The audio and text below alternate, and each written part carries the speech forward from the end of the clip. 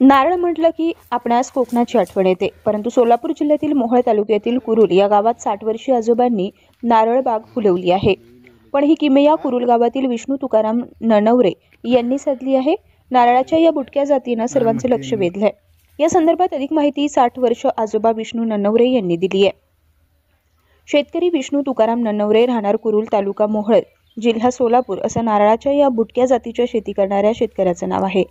विष्णू ननवरे यांचं शिक्षण 1969ला 11वी पर्यंत झालंय. सोलापुरातील विष्णू ननवरे या आजोबांनी तज्ज्ञांच्या मदतीनं 40 डिग्री सेल्सिअस तापमानात त्यांनी ही नारळाची बाग 1 एकरात फुलवली आहे. 1 एकरात नारळाच्या झाडांची रोपं 15 बाय 15 वर लागवड केली आहेत. 1 एकरात 145 नारळांची रोपांची लागवड त्यांनी केली आहे. एका नारळाच्या झाडापासून विष्णू ननवरे यांना 100 पेक्षा अधिक नारळ मिळत आहेत. ही नारळाची बाग तयार करण्यासाठी ननवरे यांना 70 ते 75 हजार वर्षापर्यंत खर्च आला. तसेच विष्णू ननवरे यांनी या नारळाच्या बागेत 2 वेळा कांदा आणि मेथीच्या भाजींचं आंतरपीक घेऊन 2 वर्षात 2 लाखांचं उत्पन्न देखील मिळवलं. 30 रुपये दराप्रमाणे एका झाडापासून जवळपास 5 ते 6 हजारांचा फायदा होतो. तर 100 झाडे वर्षाकाठी 50 ते 60 हजारांचं उत्पादन देतात. तर 145 झाडे एकरी 4 ते 5 लाखांचं उत्पादन देतात.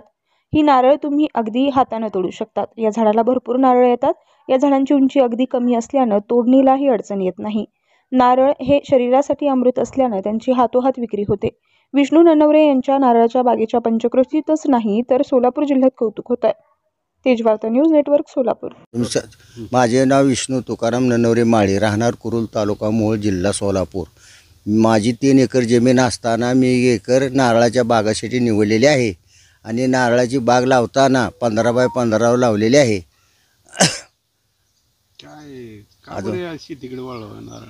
नारळाची शेती म्हणजे उन्हाळ्यात पाणी वातावरण छान असल्यामुळे मी ही बाग निवडलेली आहे. आणि माझा 1 एकरामध्ये 125 झाडे असून 75,000 रुपये खर्च झाला आणि आंतरपीक म्हणून दरवर्षी 1-1 लाख रुपये उत्पन्नही झाले.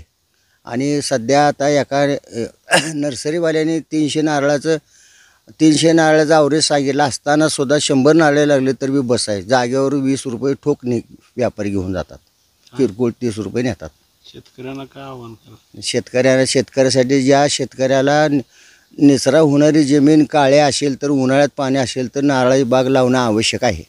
काय खताचं व्यवस्थापन? खताचं म्हणजे खत 1840, 1919 गावखत, कोंबडी खत, सुपर, पोटॅश ही खते घालणे 3 महिन्याला एकदा घालणे.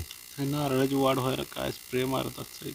काय सुद्धा नाही, स्प्रे वगैरे काय नाही. फक्त घड निघाल्यानंतर क्लोरो 50% फवारायचं. बुरशीनाशक 1 फवारणी झाले, दुसरं काय नाही. ग्रामीण आणि शहरी भागातील बेरोजगार युवक युवतींना नोकरीची सुवर्ण संधी. ब्लँकेट कंपनीमध्ये अर्जंट मुले आणि मुली भरती सुरू आहे. पोस्ट पिकर पॅकर, शिक्षण 10वी 12वी, पगार 16,000 ते 18,000 पर्यंत.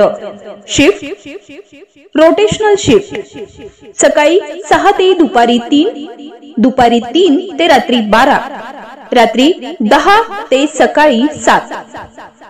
Location Pimple Saudagar, Hinjawadi phase 1, Vimannagar, Bund Garden, Pimple Gurav, Ravet, Nigdi, Nanded City, Life Republic, Punawale, Chinchwad, Handewadi road, Baner, Balewadi, Thitenagar. आणि महिलांसाठी फक्त वडगाव शेरी, विमाननगर, भूमकर चौक, वाकड, कस्तुरी चौक. संपर्क 860 588 7100.